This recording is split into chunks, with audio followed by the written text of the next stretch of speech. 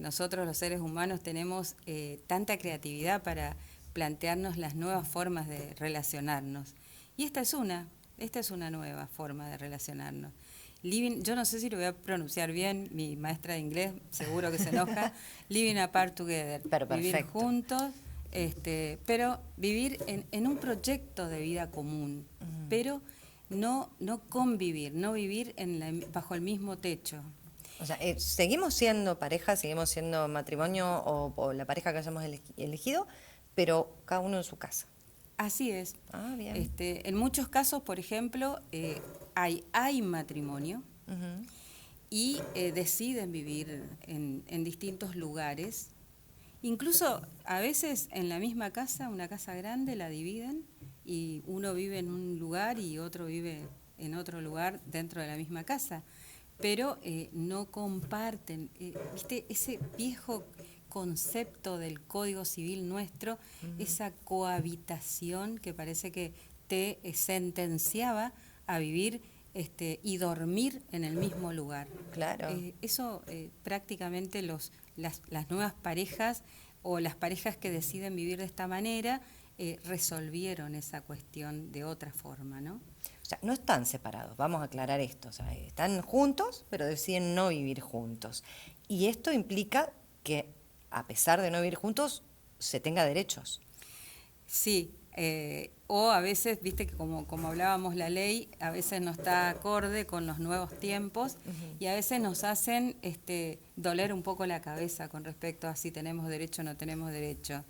Porque los derechos hereditarios los tiene, en el caso del cónyuge, como la ley lo dice, cónyuge. La persona que está casada, la persona que vive en matrimonio y que cohabita, porque la exclusión del cónyuge, justamente una de las causales de exclusión del cónyuge, es la separación de hecho, dice la ley, sin voluntad a unirse, sin voluntad a volver a unirse. En este caso no hay voluntad de volver a unirse porque las personas viven en casas separadas. Claro. Pero ¿qué es lo que marca la diferencia? La diferencia es que en este caso hay un proyecto, siguen teniendo un proyecto común, siguen teniendo un deber de asistencia de uno con el otro. Entonces no hay una disolución. Sí, deciden no vivir juntos, pero por múltiples razones.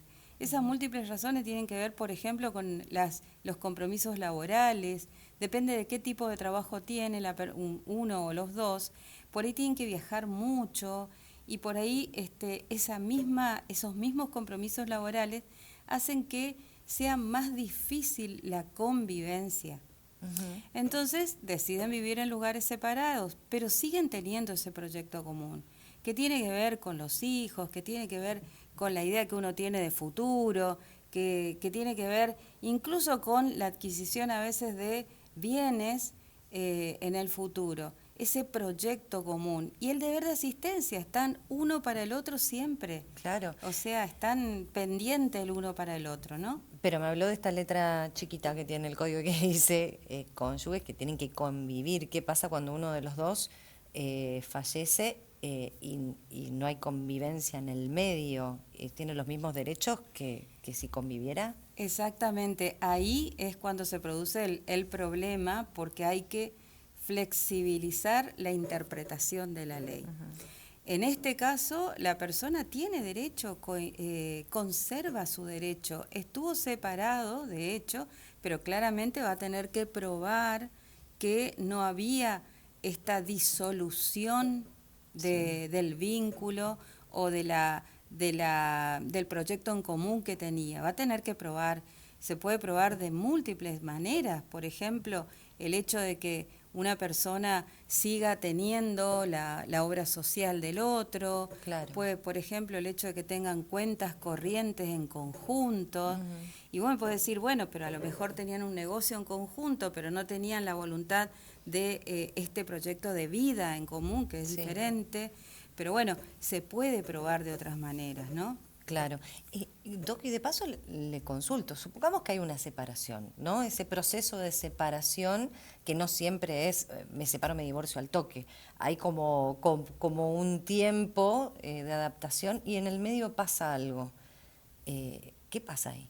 Bueno, en ese caso, si hay una separación de hecho dice el código, como forma de exclusión de los derechos hereditarios de la persona, Sí. del cónyuge que sobrevive, sin voluntad a volver a unirse de la persona, ¿no? Y que está aprobado. ¿Y quién lo va a aprobar?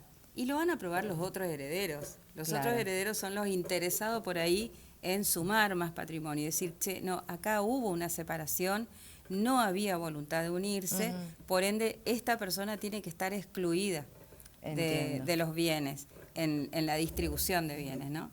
O sea, tenemos que ponernos un poco más modernos con la ley, por lo que entiendo, Doc, y entender que los tiempos cambiaron y las formas de armar familias y parejas también cambiaron.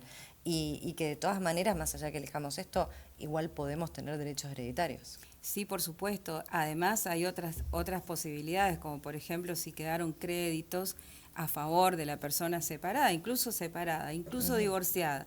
Si quedaron créditos, lo que por supuesto tiene derecho a reclamarlo a la herencia, pero sí, es así. Y en este sentido a mí me parece que es muy bueno esto que vos decías al principio.